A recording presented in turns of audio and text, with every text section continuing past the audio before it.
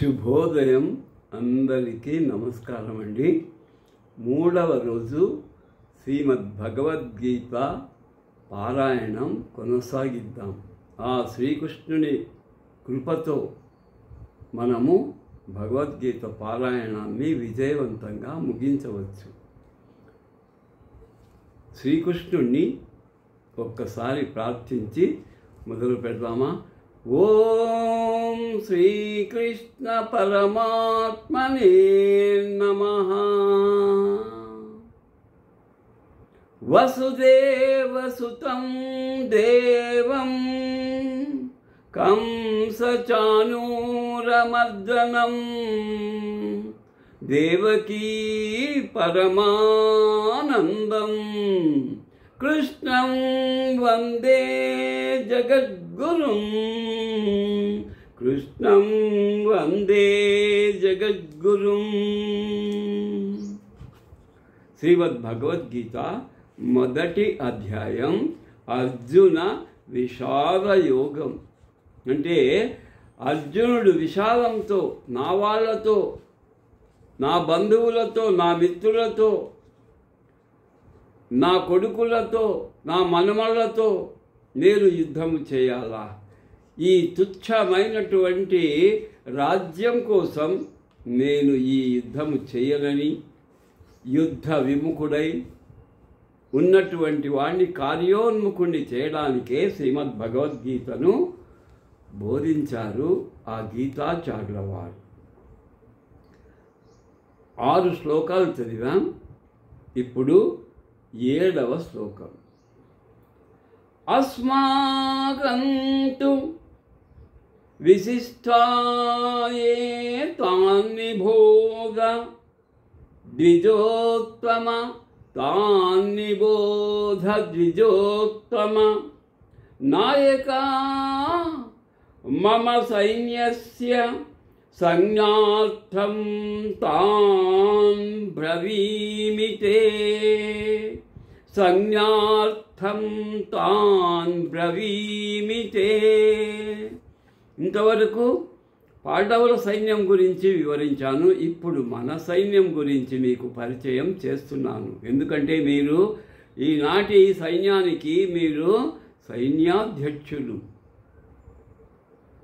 అయితే ఓ గురోత్తమ, ఓ ద్రోణాచార్య, ఓ బ్రాహ్మణోత్తమ, నా సేనాబలమును నడపడానికి, ముందుకు నడిపించడానికి, యుద్ధము చేయడానికి విశేషంగా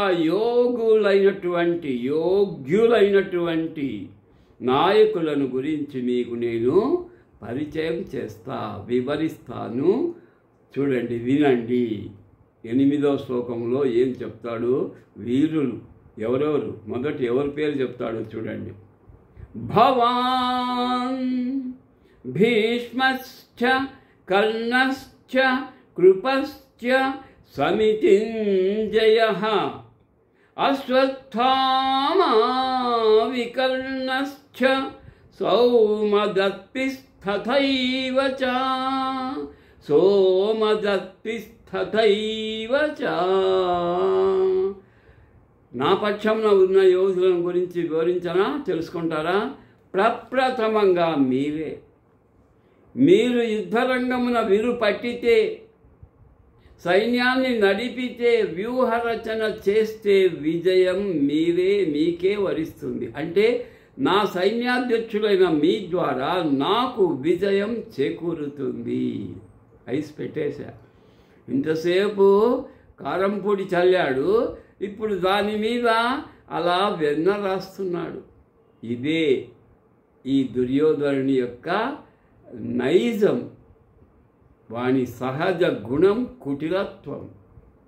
ఇంకా ఆ తర్వాత ఎవరు చెప్తున్నాడు? రెండవ వాడిని ఎవరు చెప్తున్నాడు? ఓ కురువృద్ధుడు భీష్మాచార్యుడు మీ తరువాత. ఆయన యుద్ధరంగంలో విల్లు పడితే విజయం మనదే. ఆ తరువాత కృపాచార్యుడు, ఇంకా అశ్వత్థామ మీ కుమారుడు అని పేరున మహావీరులందరినీ ఒక్కొక్కరిని పరిచయం చేస్తున్నాడు. సైన్యాధ్యక్షునికి తెలియకుండా ఉంటుందా? తన సైన్యంలో వీరులు ఎవరు, వీరుడు కాని వారని ఎవరు? అయినా చూడు వీని యొక్క అతిశయోక్తి, వీనికి పోగాలము దాపురించింది. అందుకే ఎవరు చెప్పినా వినలేదు. మనకు ఉపనిషత్తుల్లో ఒక మాట ఉంది, ఒక చక్కని మాట. పోగాలము దాపురించిన వాడు మిత్ర వాక్యమును దీప నిర్వాణ గంధమును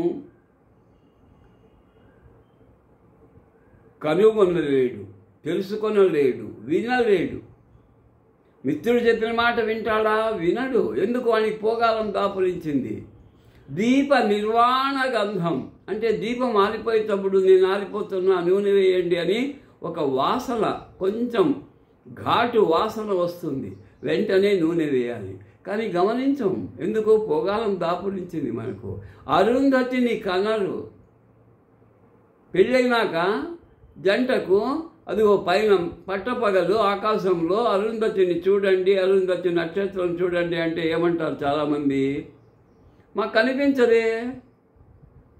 అయ్యా, అది ఎప్పుడూ ఉంటుంది ఆమె ఆకాశంలో. అరుంధతి మహాపతివ్రత, చూడాలి.